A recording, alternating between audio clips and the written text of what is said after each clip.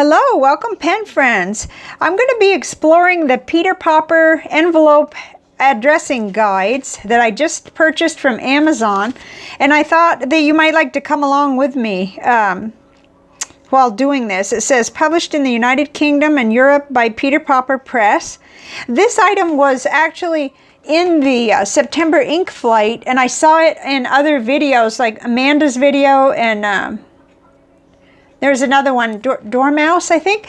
But so when I saw that, I had been looking for something similar, actually for my mom. So I'm going to want to look at this and really see whether I think it's going to help her or whether there might be another alternative that would work out better for her. But I was really excited because they were $4.95 on Amazon. There's 4 stencils, and it does cover a variety of sizes. So just from what I could see on, I think it was Amanda's video, I was interested enough, and I thought it might even be a case where I send her the number 10 one, and then I can work with those others that are more common for me. So let's, we'll clear this away and let's look at it first. Oh, just before I get started, I wanted to tell you, I found my commonplace notebook, the one that I thought Coco had accidentally thrown away, and because we had our little rubbish, little trash thing too close to the couch for a while, and then this disappeared for like a couple weeks. Well, it was wedged in my office chair, and just now somehow when I got up, I noticed it was like this back behind the seat cushion. So I am so thrilled because the notebook itself is expensive, and then I just started on it. So I couldn't help telling you, because I know I've mentioned how I lost it. I've been complaining about the fact that I lost it. So, okay, so here it is. It's in this little package. I've already opened it up, but I haven't played with them yet. So I do know you've got to watch out for all that glue, or you'll end up with it all over, sticking to these stencils. So, okay. So we'll get that out of the way now. So this is the number 10. Okay, I hadn't thought this through too good. I got to have something a little darker to put underneath. Let me try it. Let's find something.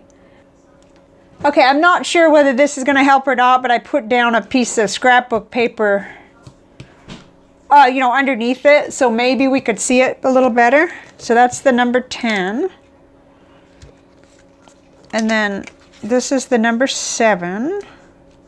Oh, let me see. I've got the envelopes too. I actually, I stamped one of my number 10 envelopes because that's one of the things I wondered about, because I usually put a fountain pen. Oh no, that doesn't really interfere. Okay, that's pretty good. Okay, so there's that one. And then the A7. I might have something close to that. Yeah, I do have an A7. Okay, these are the craft. I got these at a thrift shop, a whole bunch of them, white and brown. I sent a bunch of them to my mom. Okay, wait, this is calligraphy. I don't want that one. This is calligraphy, and that's probably more, a friend of mine might be interested in that. Okay, here's the other one. This is the regular one. Okay. This is more like regular. See, but like with this one, if I put that stamp in the corner, I don't know. I'm kind of wondering about this, but I just wanted to take a look and see. Let's see, there's another one somewhere. Whoop. Somebody just opened a can. Okay. Here is the little response envelope and note card. Okay. And that's kind of close to, these are little cards I have that are more or less thank you cards, I guess. Huh. So it has a little paper. Let's look at there. Choose the template that matches your envelope. Lay the template over the envelope, aligning the sides or the guide marks. We'll look at the guide marks in a minute. Trace the top and bottom of each line space very lightly in pencil. Address the envelope in pen. Let dry. Okay, so that couldn't be easier. I know what Mom's been doing. She's been using a regular ruler. And I don't mess with regular rulers. I have grid rulers. So I thought about giving her a grid ruler.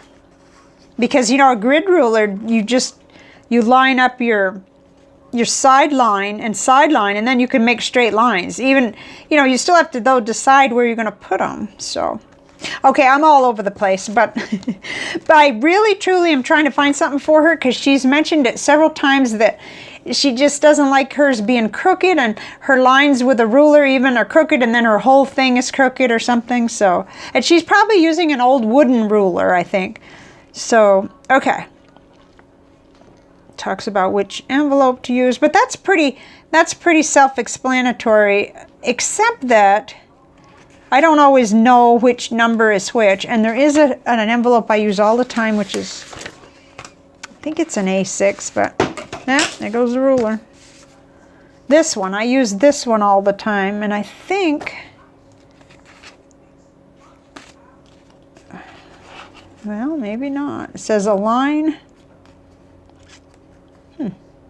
Okay, I don't know if you can see how that, it says A4 there, but if you even just put that, first off, I don't ever worry about this part because I use either a stamper, which is right around here somewhere. Well, it's like this, only it has my address. Or I use a label that I print on my printer, or I just print onto paper, cut out, and glue stick on my return. I just don't mess. I never write my return address. So, but this is here if you need it. But if you line this up so that this envelope is like centered, you'd be okay here too, I guess. I don't know. I'm trying to determine which would be easier. And we're going to use a number 10 because that's what Mom is grappling with. So I think if we use a number 10 with this and a number 10 with the ruler I threw on the floor.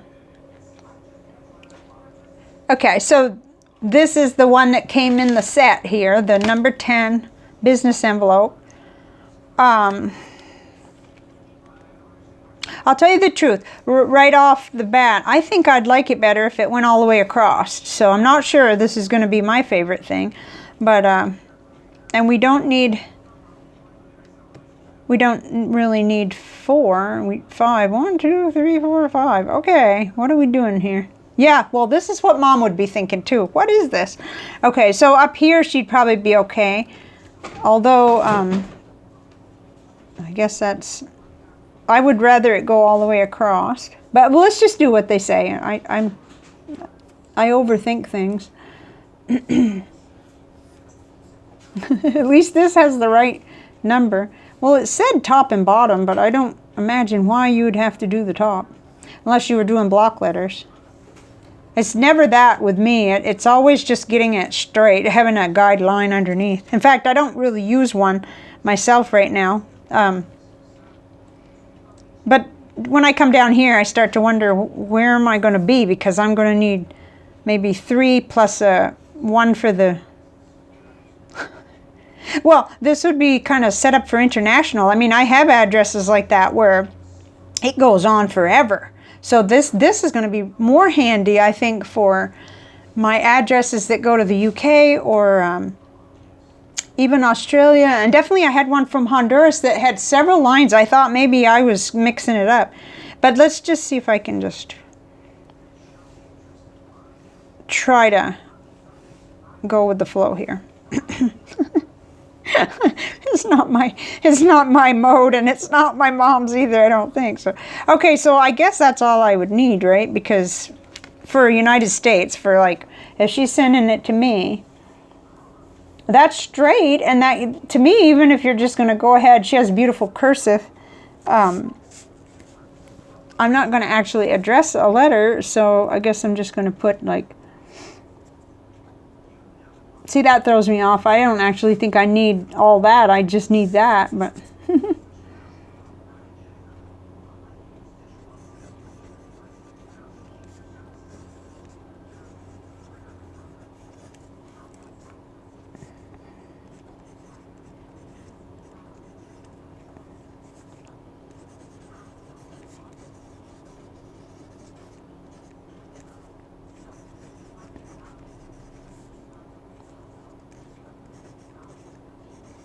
Well, this is ridiculous.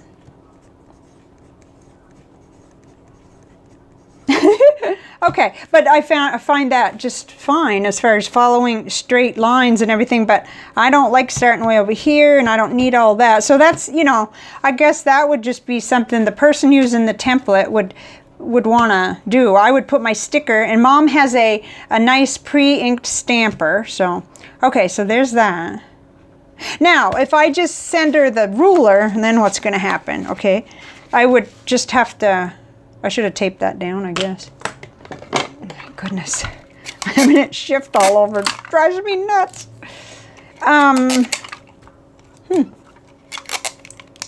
You can tell I've never used any kind of template like that. And I don't put lines either, but I can see why she'd be interested. Okay, with just the ruler, it takes more, I think, to think about it. I do think that my mother would really like this. She would probably be like me, though, and just use the top 3 plus the place for the zip code. But that doesn't matter. Whatever a person uses, it's still, if it saves you aggravation, she can come back in and just erase after she uses her, you know, writes it. Okay, and then, you know, I'm doing this so I wouldn't even know where to begin. I don't know how I know where to begin with. I just don't care, I guess, and I just start writing. But if there are some instances where I want it to look really nice. Yeah, I think this would be too much work for her. I mean, I definitely see the benefit of this for just, you know, lining it up and making your marks. Also, if you want to put,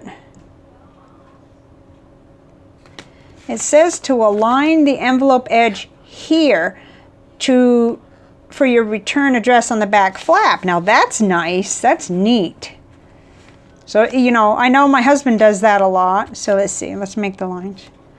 Oh no, I'm on a different envelope. Oh, for heaven's sake. Okay. Didn't really need to do 2, did I? No.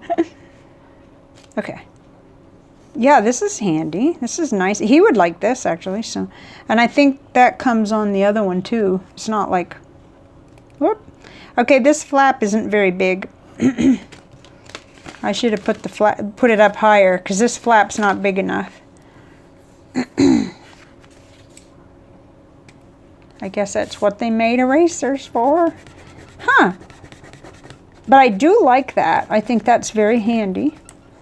If it's been years since I had to send any kind of invitations out for anything. But if I was, okay, it's better for me to just line that line and then just line it there. If I was doing something really neat and fancy, that'd be cool. So yeah, so you can do that, and then I still didn't get it right because I didn't leave myself enough room. That is why I like labels or stampers. I swear by them, and my mom does too, so. But I like that. I think that's fine for. And that actually looks like about where I would write it. I'm always concerned with leaving enough room for stamps, especially on international letters, because that's a thing, because I don't always have the one round one from the United States. Sometimes I have to put 2 plus several more to make the $1.30, I think, is what it is now. Okay. Huh. Yeah, definitely. I think Mom would like this one. I like this one, but I think I would ignore this line because I put my stamp or sticker here, and I don't need all that. So I would just stick with the second 2. Oops. And I have seen, I know they're different ones, but I just haven't looked into it enough. Okay, that's already 3 plus the one for the zip code. I do put the zip code down lower. I didn't put them very dark. I like these. They're useful. I will use them. But I would just use it as a pencil guide for my freehand writing. I'm not going to do block letters in there. I know people that would, and they can do it, but I can't pull that off. This thing would be right where I didn't want it to be, I guarantee you. So, I saw one old video where the girl, actually made a template that you could print out and cut out with an X-Acto knife, and it didn't have the in-between plastic like, or you know, it was all the way across, and I like that better, the idea of that. But these are nice, and for the price that they are, they really have a lot going for them. Let's see. Calligraphy. Ascender, letter body. Oh, okay. This Marilyn would understand this. My pen friend who does calligraphy. I probably should just send that to them because I don't know what to do with that one. Okay, where's the little one? It disappeared. Here it is. And then the little one. You get quite a bit for $4.95 in the package, I thought.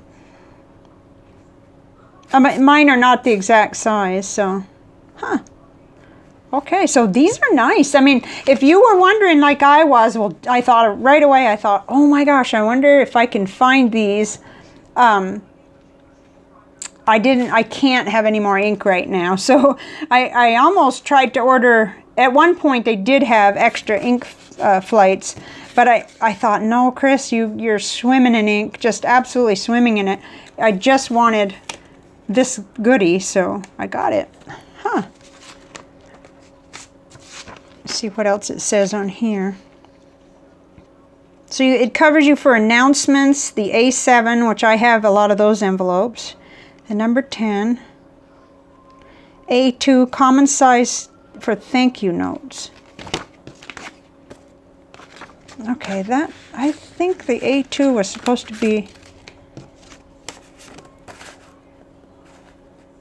well, that's a thank you note, but it's a thank you note that's made in the US, and I can see that you could find a way, you know, put your lines on there any way you wanted. All right, well now I'm just fluttering around in the breeze here. I think this is worth the money. I don't have anything to compare it to, so I would be really happy to hear if you have other suggestions, especially for a number 10, because that's what my mother needs. And I think she could deal with this, although she is visually impaired, and this is clear, so I'm not sure if there'd be, you know, if she'd maybe have to, I don't know. I guess with a permanent marker, I could make it dark so she could see that, but it isn't maybe necessary. The whole thing is just sort of lining it up on the envelope.